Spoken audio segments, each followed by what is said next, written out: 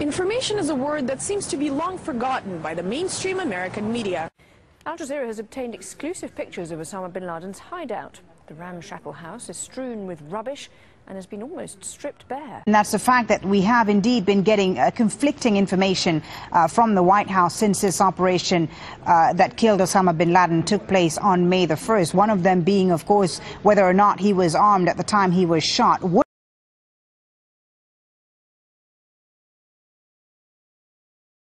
Wayne, a Pentagon official just saying now that this compound in Pakistan, where the U.S. forces killed bin Laden, was, quote, an active command and control center where the al-Qaeda leader remained in strategic and operational control of the organization. What do you make of that? What's your reaction to that?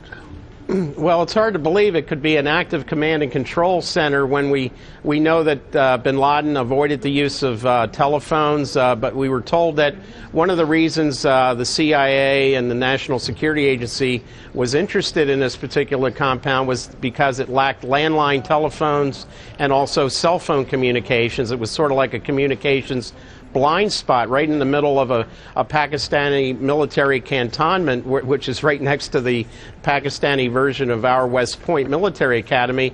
But now we're told it was a major command and control center without any sort of communications. All these computers now we're being told were being used and other equipment, video equipment and what have you. It seems, again, we're seeing the storyline change from what we were told before. This was a sort of a high-tech dead zone, and now we're told it was a major command and control center. The story keeps changing, it seems. Pound is the largest ever from a single terrorism suspect. Why are they choosing to show these particular home videos? Well, what they're trying to do, Folly, is to establish that Osama bin Laden in May 2011 was still a very clear and present threat to the national security interest of the United States and of its allies. That can't be any plainer than that. They say he was a target. He had the U.S. in his sights, and they felt that he needed to be removed from the scene.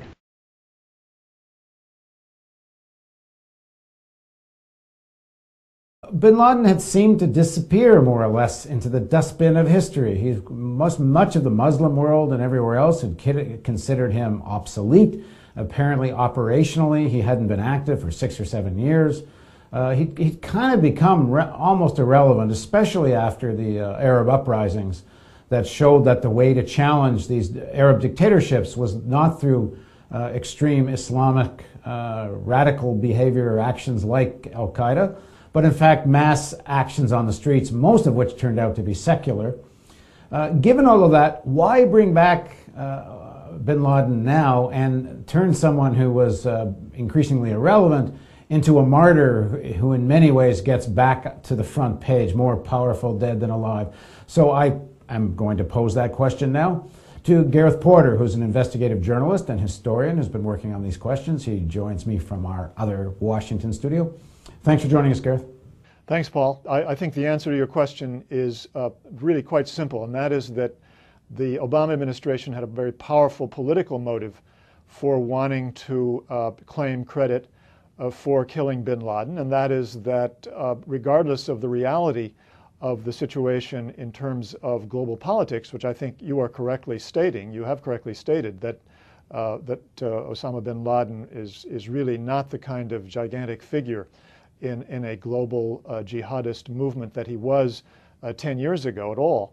But regardless of that political reality globally, the political reality in the United States, of course, is that Obama stood to gain enormously by being able to claim credit for this. And indeed, he's reaped roughly a 10-point increase in his popularity. And even more important, I would say, has protected himself now against really Republican efforts to portray him as weak on terrorism. He's really now in a very much stronger position politically because of that. And so I think that really this is all about domestic politics.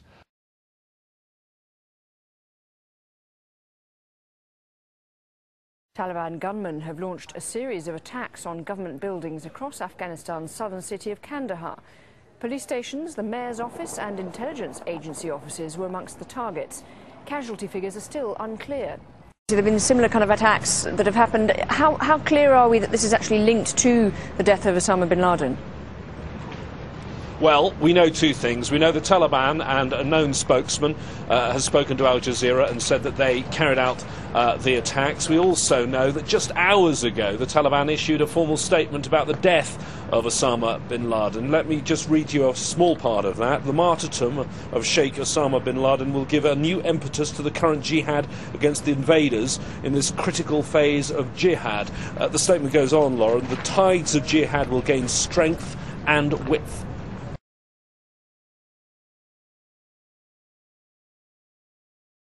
This operation was planned before he was killed.